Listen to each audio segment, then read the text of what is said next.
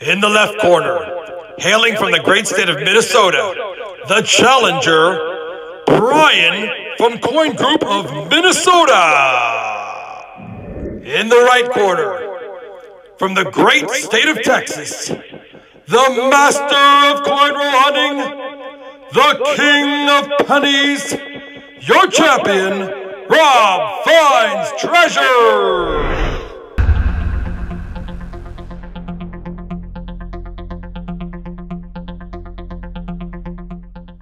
So as you probably saw by the intro, Coin Group Minnesota has challenged RobFindsTreasure, that's me, to a penny box battle series. I want to apologize first and foremost to CGOM that I'm finally getting around to starting this series. It should be a 3-box series. We're going to determine a winner after every box, but most importantly, we're going to have an overall winner.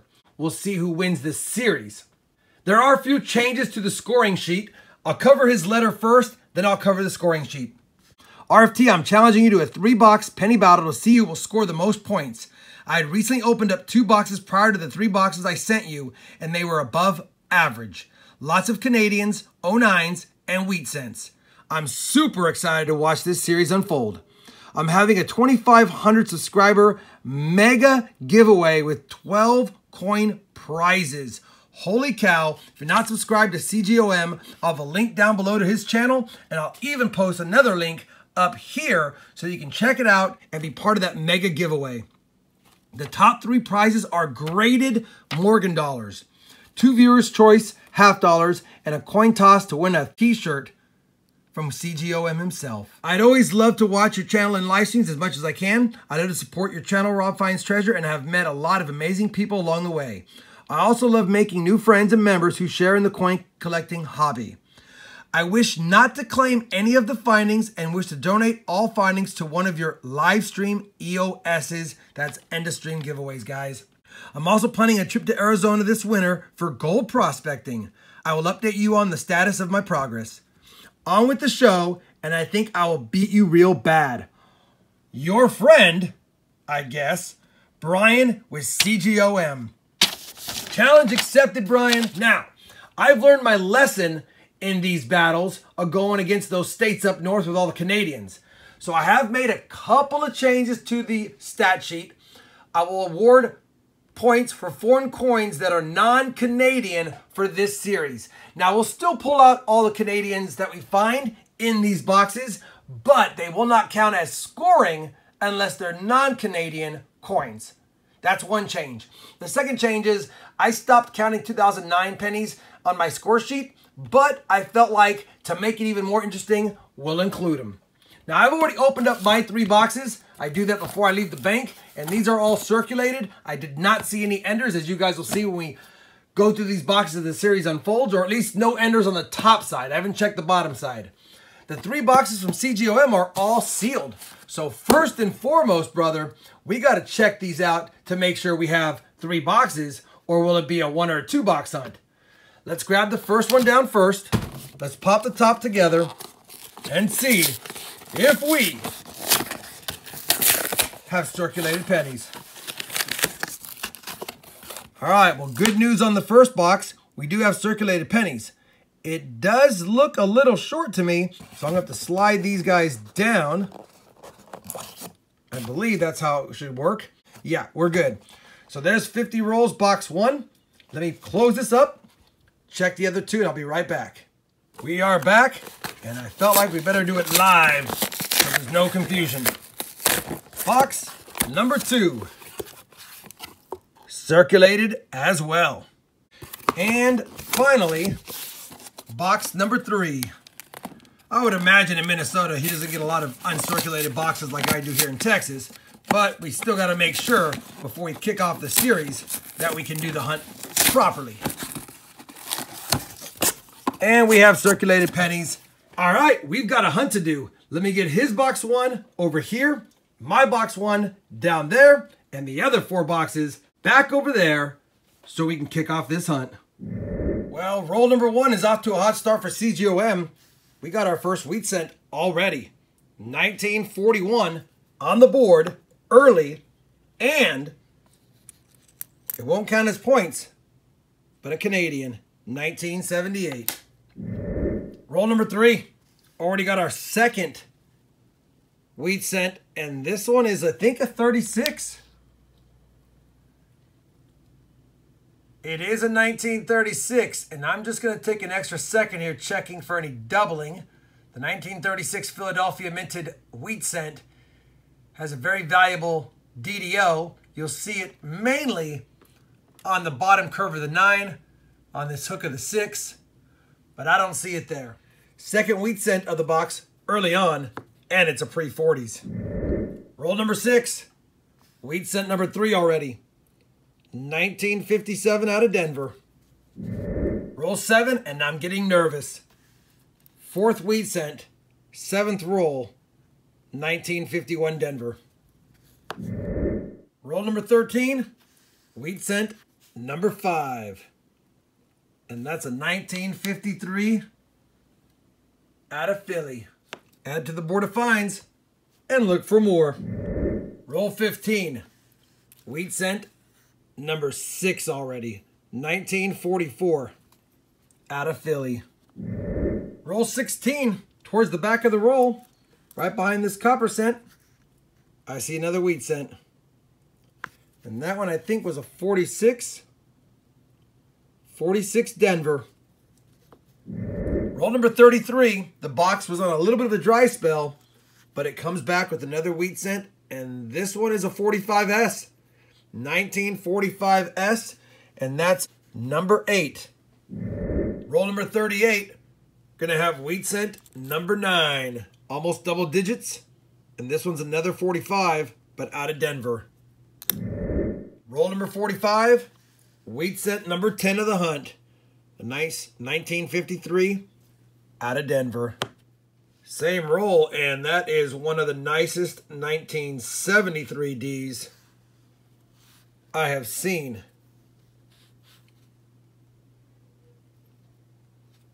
Very nice. And I don't want to handle it too much more, but that's a stunner. I'm sorry, I just got to look at it one more time. There are some circulation dings, but man, that's as beautiful as you can get in a circulated box of pennies. Roll 49, wheat cent number 11. It's a common 1950 Denver, but 11 is definitely better than an average box for me. So, can he get a dozen? Well, we finished CGOM's first box of pennies, all 50 rolls. Nice amount of copper in that box for sure. Speaking of copper, we got 11 wheat cents. The oldest was a 1936, not the DDO, out of Philly. Still, 11 is a good number. Anytime you get double digits in a box, that's probably above average. We did net 7 Canadians, but they won't count in this hunt. We also netted quite a bit of 09s. We got 3 of the 4 designs for a total of 12. 5 1959s all occurred in the last 12 rolls. Kind of crazy. 4 beauties that I'm going to call extra points, especially at 73D. And then very nice 1969 S's, 3 of them. No DDOs, as you can see, but 3 is a lot better than I do. Let me get his stats plugged into the stat sheet. I'll bring you back in with a stat sheet wrap up, and then we'll get on to my box. So we got the package set up for CGOM's first box. He ended with 34 points on the board. Not a bad box. Over 30 points is a good box. And had I awarded the points for the Canadians, he would have had 41 points. Still, for this hunt, like I said, no points for the Canadians just because he's close to the border, and I got to make it as fair as possible. We got our work cut out for us. I got my box set up ready to go. Let's kick it off with roll 1. RFT box 1, roll number 3. We're on the board. Got an obverse facing wheat cent, 1957, Denver. Roll number 9. Got another wheat cent facing us, 1948, Denver. Roll 13. Wheat cent number 3, 1952, Philly. Roll 15. Wheat cent number 4. We're hanging in there. It's a 58D. Most of the Wheaties I'm finding are common, but we're still stacking them. Roll 16. 3 rolls in a row, or at least 3 out of the last 4, we have found a wheat cent. 56D, number 5. Roll 17, and yet another wheat cent. This one is a 53S. Yes, 53S. Roll number 20, and we've got a wheat cent reverse facing us. Looks pretty slick, could be old. Of course, I find a lot of 40s like this, but it is not. That is a 1925S. 1925S is not a key or a semi-key date, but it is a 20s with a mint mark. And I will take it all day, slick or not. We got an oldie, pre-30s to boot. Roll 25. Wheat cent number 8. 1953 Denver. Roll number 26 is going to yield wheat cent number 9 of the hunt. And it's a 51S, another S mint mark. Wow. We'll definitely take that. Roll 29 is going to give us our 10th wheat cent of the box. That makes me happy. And this one is a 52 Denver. Roll number 34. Wheat cent number 11. 1957 Denver. Roll 39. We've got a dozen wheat cents. And it's a 51D. Roll 40 and we ain't done yet.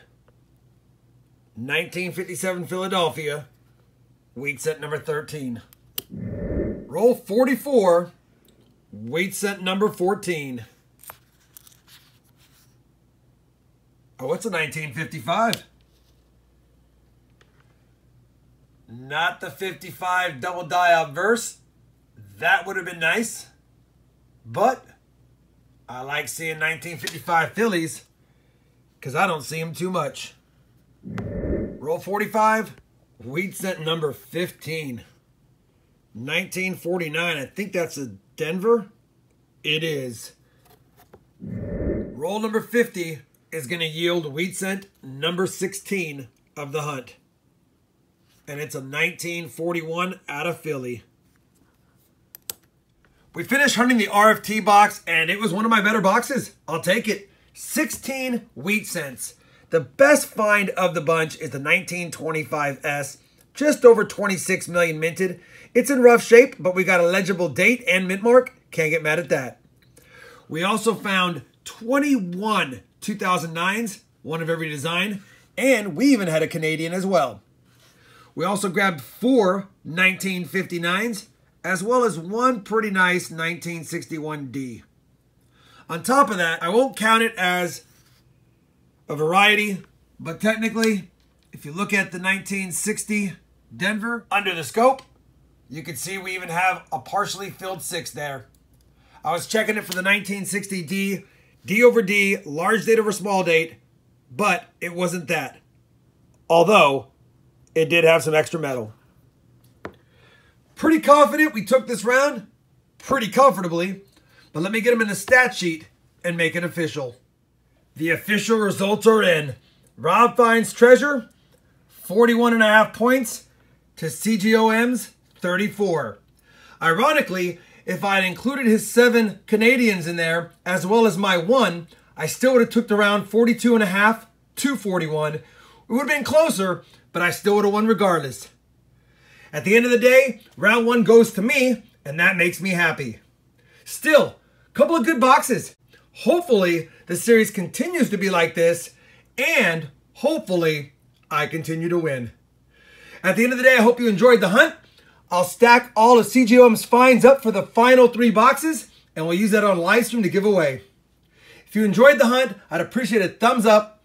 And as always, everyone, happy hunting, and thanks for watching.